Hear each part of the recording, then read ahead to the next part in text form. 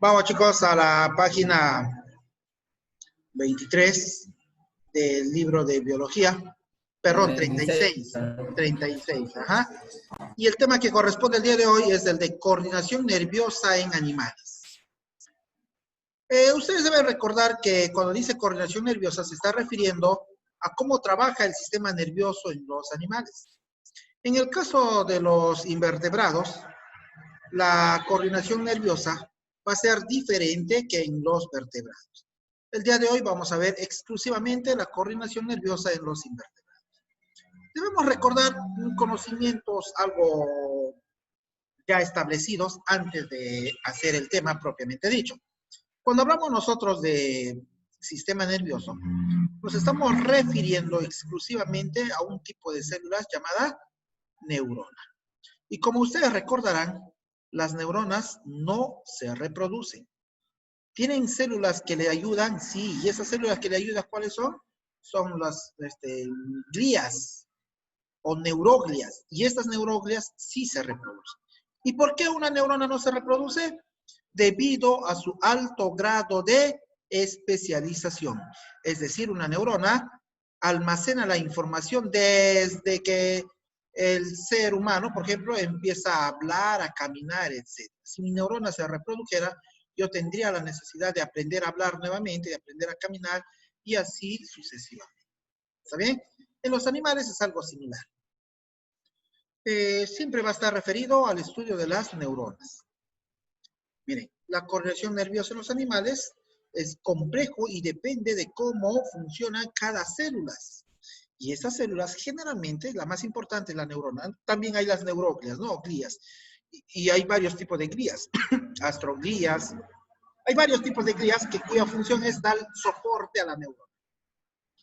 Las neuronas son células que transmiten información utilizando una combinación de señales eléctricas y químicas. En otras palabras, las neuronas trabajan gracias a un impulso eléctrico llamado impulso nervioso. Cuando hablemos de los vertebrados, en donde está el ser humano, ahí les voy a hacer algunas demostraciones. Las neuronas transportan información rápida y con exactitud para coordinar las acciones y procesos fisiológicos de muchas partes del cuerpo de un animal. Es decir, gracias a las neuronas, el animal puede actuar por instinto. Gracias a una reacción neuronal rápida, los animales pueden escaparse. Tienen esas reacciones, por ejemplo, los gatos, los felinos, cuando están saltando hacia un lado y luego giran bruscamente y se van hacia otro. ¿Ven? ¿Debido a qué?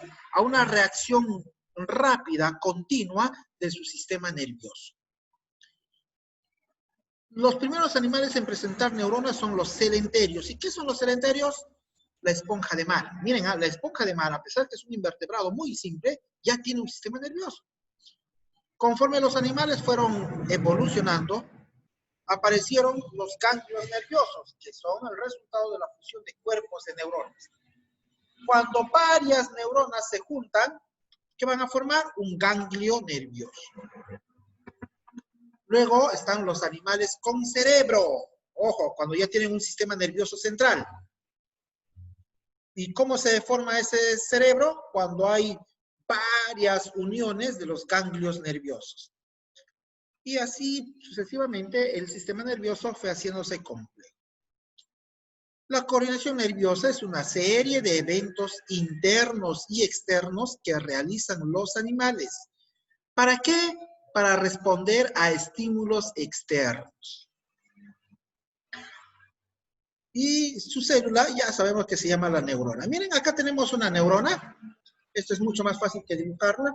La neurona tiene las siguientes partes. Empezamos con estas ramificaciones, se llaman terminación de axones. Luego tenemos el cuerpo, ¿sí? que se llama cuerpo celular. Perdón, es el cuerpo. Y aquí tenemos, este es el axón propiamente dicho. Esto de acá son las terminaciones axónicas. En el axón tenemos una capa que protege a cada célula de Schwann. Y en esa capa existe la mielina. ¿Y qué es la mielina? La mielina es una sustancia química que permite acelerar el impulso nervioso. Cuanto más mielina tenga una neurona, más rápido se transmite el impulso nervioso. Y finalmente acá tenemos las dendritas con su núcleo. Profe, y si yo observo, profesor, esta neurona tiene un núcleo. Toda célula que tiene núcleo se reproduce. Ah, sí, muy bien. Pero los miocitos, que son células del tejido muscular, eso, y las neuronas no se reproducen. ¿Por qué? Debido a su alto grado de especialización. No se olviden, ¿ah? La transmisión de señales entre neuronas se llama sinapsis. Y para eso se utilizan neurotransmisores. Miren, hay un detalle bastante raro, por así decirlo.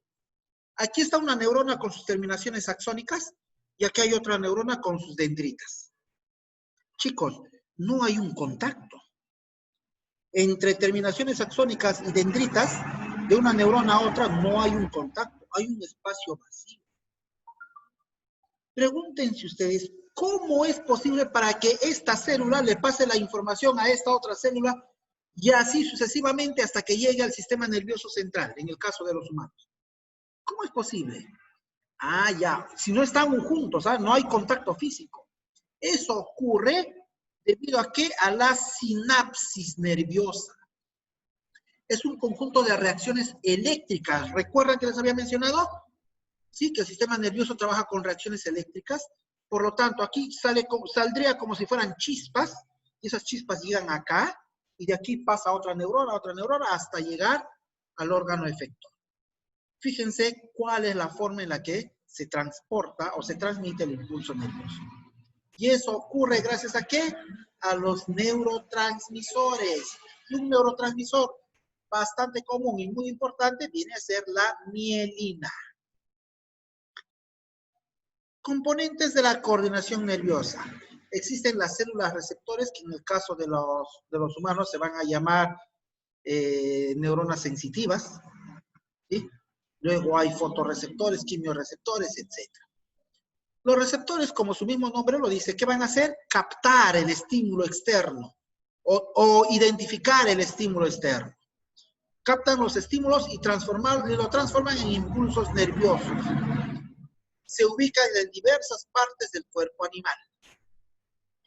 Según su localización pueden ser exterorreceptores o interorreceptores. Exterorreceptores, fácil, ¿no? Van a recepcionar los estímulos del exterior. Y los interreceptores recepcionan los estímulos del interior. Ejemplos de los heterorreceptores. ¿Quiénes son? El oído, el olfato, el gusto, el tacto.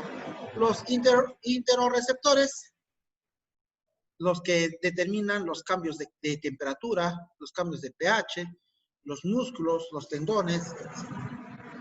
Los quimioreceptores, ¿qué van a hacer? Obviamente van a captar sustancias químicas. Ejemplo, el gusto y el olfato. Los mecanorreceptores son aquellos que van a captar el estímulo por contacto. Por contacto, ¿eh? Roce, presión, sonido y gravedad. Fotorreceptores, los ojos que captan la luz. Galvanoreceptores, los que van a captar corrientes eléctricas. Y termorreceptores captan la variación de temperatura. ¿Qué es el centro nervioso? Es el lugar en donde un impulso generado se transforma en un impulso de respuesta. En el caso de nosotros, los animales superiores y del hombre, estaríamos hablando del cerebro.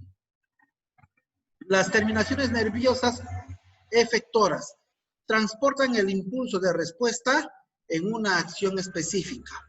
Generalmente esto nosotros lo llamamos como una reacción nerviosa. Yo estoy caminando, de un momento piso un clavo y sigo caminando normal. No, yo inmediatamente siento algo, ¿qué hago? Retiro el pie, ¿verdad? Esa es una respuesta nerviosa. Entonces, cuando en los animales que no son muy grandes, muy desarrollados, las terminaciones nerviosas efectoras vienen a ser las respuestas que tiene el organismo a un impulso nervioso.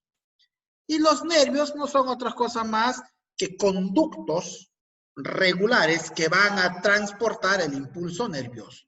Son los que conducen impulsos nerviosos y están constituidas por neuronas aferentes, eferentes y de asociación. Es decir, neuronas aferentes van a conducir estímulos. Eferentes, los que le dan la respuesta. Y los de asociación, los que van a unir a los aferentes con los eferentes. En el caso de los humanos, estas serían neuronas sensitivas, neuronas motoras y las interneuronas. Ahora sí vamos con los invertebrados, que era lo que habíamos empezado a hablar al principio. Miren, acá tenemos nosotros una medusa, ¿ya? Que está presente en los celenterios. El sistema nervioso difuso o reticular se refiere a los ojos, ¿verdad? Está presente en los celenterios. Es la forma más simple y menos evolucionada del sistema nervioso. Está constituida por una red nerviosa con neuronas bipolares y multipolares, capaces de conducir los impulsos en ambos sentidos. En los celenterios, el impulso nervioso es el más simple que existe en el reino animal. No hay más simple que esto.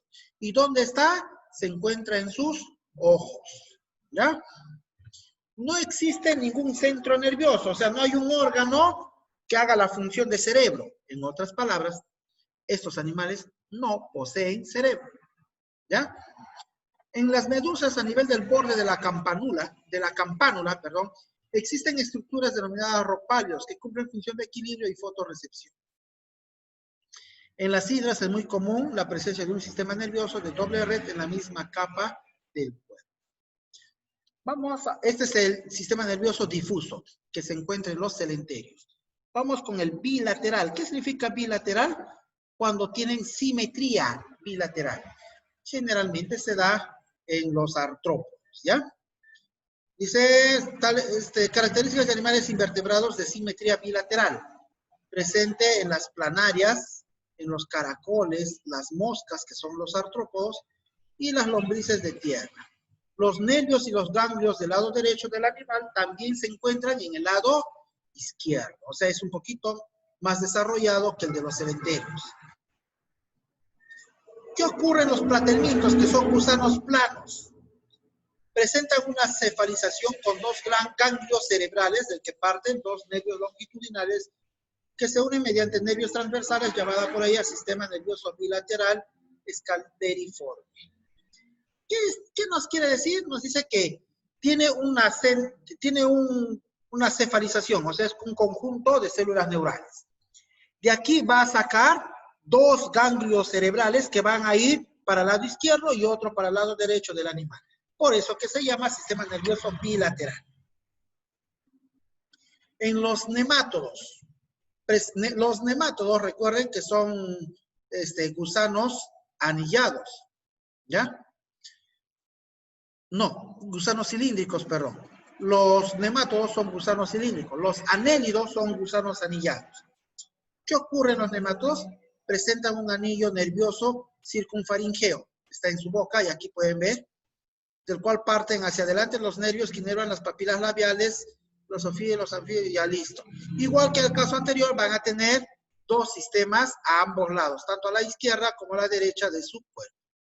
Los anélidos, que son gusanos anillados, ejemplo, lombriz de tierra, se caracteriza, presenta un par de cordones nerviosos ventrales fusionados dentro de la pared, de la capa muscular de la pared del cuerpo.